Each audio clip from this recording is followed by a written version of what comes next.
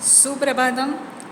हमने पिछले वीडियो में स्वर संधि, उसके भेद, व्यंजन संधि, उसके भेद पढ़ लिया।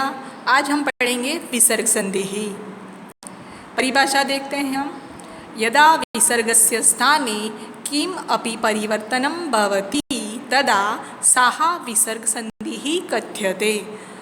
अर्थात विसर्ग का स्वर वर्ण अथवा व्यंजन वर्ण के साथ मेल होने पर जब विसर्ग में कोई विकार यानी कि विसर्ग में कोई परिवर्तन होता है तो उसे विसर्ग संधि कहते हैं। विसर्ग संधि मुख्य रूप से 3 प्रकार की है। सत्व संधि ही, ऋत्व संधि ही, उत्व संधि ही। सबसे पहले हम सत्व संधि ही पढ़ेंगे। सत्व संधि का सूत्र देखें।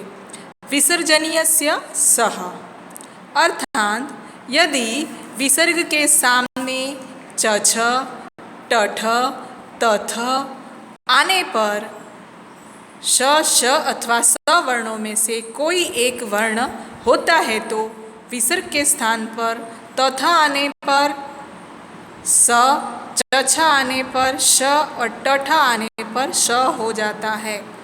विसर्ग के स्थान पर क्या तथा आने पर स बन जाता है, विसर्ग के स्थान पर चछ आने पर श बन जाता है और टठ आने पर विसर्ग के स्थान पे टठ की जगह श हो जाता है। इसी को सत्व संधि कहते हैं। उदाहरण देखिए आप। विष्णु प्लस त्राता, विष्णु प्लस त्राता, त्र है उसमें त प्लस र है यानी कि त आया, तो अब हम त के विसर्ग के स्थान पे क्या बन जाएगा, स बन जाएगा। स हलंत रूप से होता है तो विष्णुस्त्राता विसर्ग के स्थान पे क्या हो गया, स हो गया। दूसरा उदाहरण देखिए आप। निह प्लस छल, हमने देखा चछ आने पर क्या बन जाता है, श बन जाता है विसर्ग के स्थान पे। तो क्या आया है सामने, छ आया है, तो विसर्ग के स्थान पे अब क्या आ जाएगा, श आ जाएगा। शब्द बनेगा निश्छलः। धनु प्लस टंकार, टठ आने पर हमने कहा था श बन जाता है, विसर्ग के सामने क्या आता है, ट आता है। तब विसर्ग के स्थान पर श आएगा और शब्द बनेगा धनुष्टंकारः।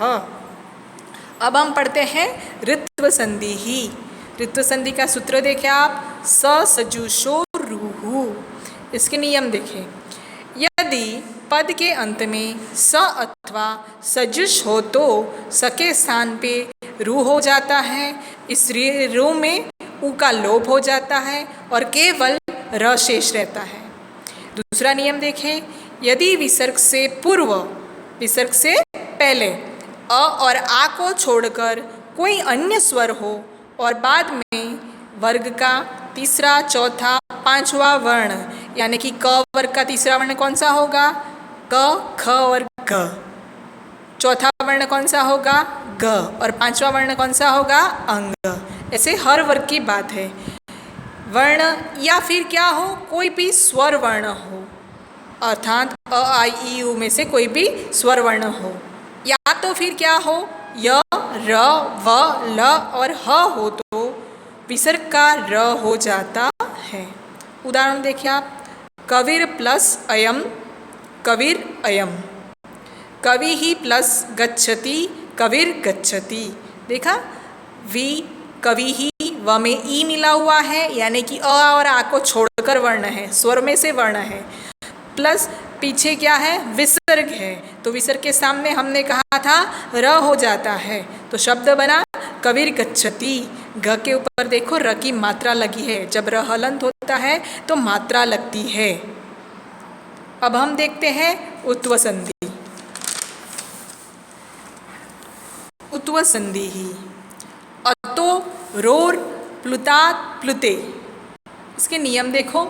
जब विसर्ग के पहले रस्व अ हो तथा विसर्ग के बाद में भी क्या हो, रस्व ओ हो, तो विसर्ग के बाद भी आने वाला रस्व अ के स्थान पर अग्रह का चिन्ह लगा दिया जाता है।